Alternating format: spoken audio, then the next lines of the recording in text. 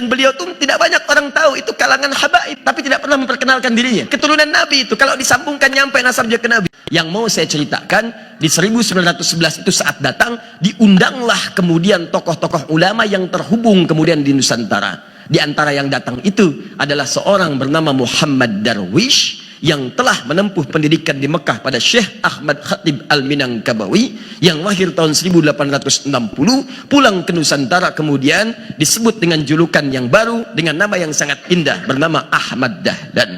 Kiai Haji Ahmad Dahlan datang ke pertemuan itu, diskusi, dan beliau tuh tidak banyak orang tahu, itu kalangan habaib. Kiai Haji Ahmad Dahlan itu habib, tapi tidak pernah memperkenalkan dirinya. Ya habib, keturunan Nabi itu, kalau disambungkan nyampe nasabnya ke Nabi. Antum mau cek, kita cek Kiai Haji Ahmad Dahlan bin Kiai Haji Abu Bakar bin Kiai Ilyas bin Kiai Sulaiman bin Demang Jurang Juru Kapindo bin Demang Jurang Juru Sapisan bin Kiai Gerbak bin Maulana Ishaq. Siapa Maulana Ishaq itu? Anaknya Jamaluddin Al-Akbar Al-Husaini. Ya, siapa Jamaluddin Al-Akbar Al-Husaini? Tokoh besar, ulama besar, punya dua anak. Satu Maulana Ishaq, yang kedua namanya Syarif Abdullah. Syarif Abdullah menetapnya di Mesir. Saat beliau berhaji bertemu dengan Syarifah Mudaim. Siapa Syarifah Mudaim itu? Nama aslinya Rara Santang, lahir tahun 1426. Punya kakak namanya Abdullah Iman, nama aslinya Walang Sungsang, lahir tahun 1423. Adik bungsunya Raja Sengara, lahir tahun 1427. Siapa tiga orang ini? Anak dari Prabu Siliwangi, dikenal dengan Pamanah Rasa, disingkat jadi Menah Rasa. Punya kerajaan Pajajaran membentang dari Banten sampai ke perbatasan Jawa. Saat inspeksi daerah Karawang, menemukan seorang perempuan sedang baca Quran. Itu muridnya Syekh Hasanuddin. Syekh Hasanuddin alumni dari Mekah, dikenal dengan Umul Qura, maka dikenal dengan Syekh Qura. Pulang ke Karawang mendirikan pesantren, sampai sekarang dikenal dengan pesantren Syekh Qura. Punya murid, di antara muridnya yang paling bagus seorang perempuan namanya Nyai Subang Larang, terpikat, dinikahi, bahkan masuk Islam, kemudian melahirkan 3 orang anak. Syarifah Mudaim dengan Abdullah Iman menunaikan ibadah haji, bertemu dengan Syarif Abdullah, menikah di situ. Kemudian kakaknya Abdullah Iman pulang menghadap kepada bapaknya, diberi daerah kemudian untuk berdakwah di Lemah Wungkuk. Di Lemah Wungkuk itu menyatu 3 etnis. 1 etnis lokal Nusantara, 2 Arab, 3 Cina. Perkumpulannya pada satu dalam bahasa lokal disebut dengan caruban. Kesukaan mereka juga bikin udang terasi dari udang rebon namanya. Ya, kemudian dikeringkan airnya. Air disebut dalam bahasa lokal dengan cai rebon, cai rebon, cai rebon. Kemudian menyatu menjadi Cirebon. Daerahnya Cirebon.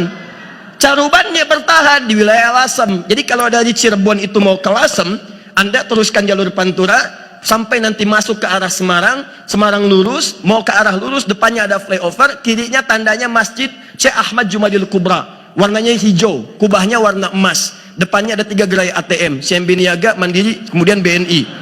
Lurus, sebelah kanan doriahnya jembatan flyover, belok kiri, lurus terus tembus ke Demak, Demak tembus Kudus, Kudus tembus Pati, Pati tembus Rembang. Dari Rembang 10 menit lurus sebelum Masjid Agung, sebelah kiri ada wilayah namanya Caruban, Pantai Caruban. Lurus sedikit sekitar 50-100 meter, sebelah kanannya Karangturi, pusat orang Cina pertama datang ke Nusantara. Lurus sedikit terus lagi Masjid Agung sebelah kanannya. Sebelum ke situ sebelah kirinya berpapasan jauh itu pesantren terkenal yang diantara pendiri Nahdlatul Ulama itu ada di situ. Sekarang cucunya namanya Kiai Haji Abdul Qayyum, dikenal dengan Gus Qayyum. Lurus dikit sekitar 30 kiloan lah ke arah situ, nggak nyampe sebetulnya, mungkin 15-20 kilo, itu sampai nanti ke tapaknya Pesujudan Sunang Bonang. Naik ke atas dikit sampai ketemu juru kunci namanya Pak Abdul Wahid. Dijelaskan ini sebetulnya bukan kuburan yang sering orang datang ke situ, kuburannya yang ada di sini, cuman tidak dipublikasikan supaya tidak banyak dikultuskan dan lain sebagainya. Itu ada, kalau Anda telusuri ketemu di situ. Nah, kemudian Syarifah Mudaim ini menikah dengan Syarif Abdullah, melahirkan seorang anak namanya Syarif Hidayatullah.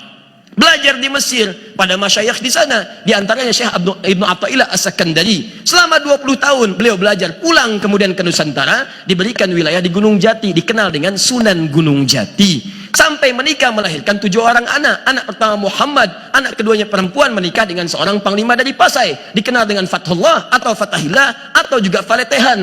Itulah yang diperintahkan kemudian oleh Sunan Gunung Jati untuk membebaskan Sunda Kelapa dari kungkungan Portugis pada saat itu yang datang ke Nusantara lewat Selat Malaka tahun 1511. Setelah terjadi perjanjian Tordesillas tahun 1494, dunia dibagi dua oleh Paus Alexander yang ke-6.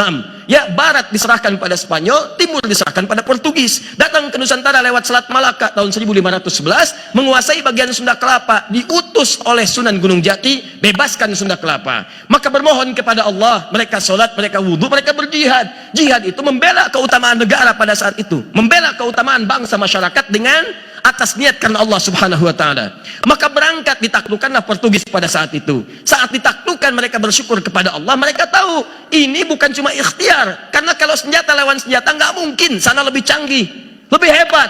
Ini senjata sederhana. Wa ma ramaita idh ramaita walakinnallaha rama.